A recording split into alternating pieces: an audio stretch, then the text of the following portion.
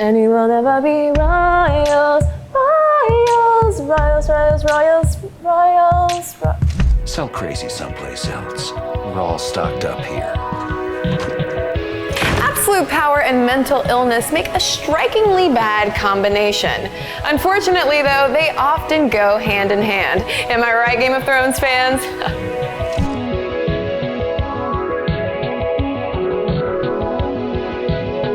Charles VI of France had a couple of monikers, Charles the Beloved and Charles the Mad. So how did he go from one to the other? During a military expedition in 1392, Charles had his first episode where he came to believe that he was being set upon by enemies and killed several of his own entourage in confusion.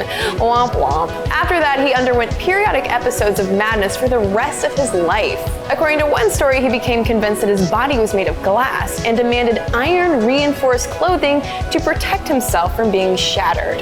It's probably because of the kids. They called him Mr. Glass.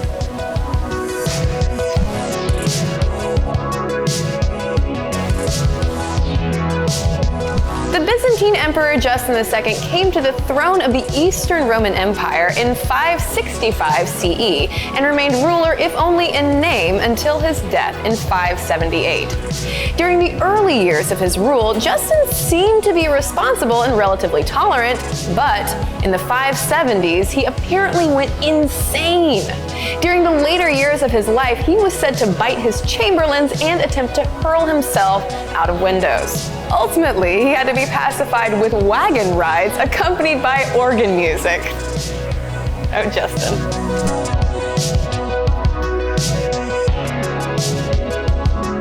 Christian VII of Denmark stayed on the throne from 1767 until he died in 1808. But for a lot of that time, he wasn't the real power behind the Danish state.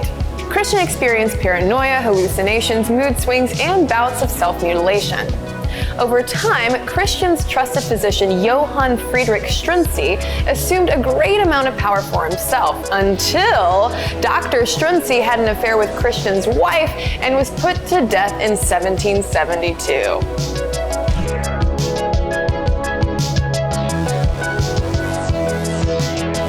King George III ruled Britain from 1760 until 1820. Some historians have tried to take a more positive look at King George, but lots of people still know him best for going insane during the last decade of his life. A popular story tells that he once tried to shake hands with a tree, thinking that it was the King of Prussia.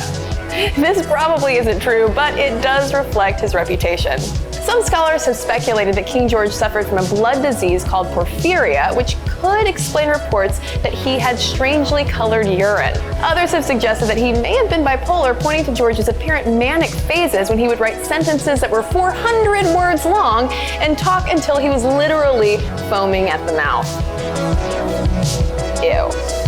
So if you were the hand of a mad king, what would you do in that crazy situation? Let us know in the comments and subscribe to our channel. And if you want to learn about more insane kings, queens, and emperors, read 10 Mad Royals in History at howstuffworks.com.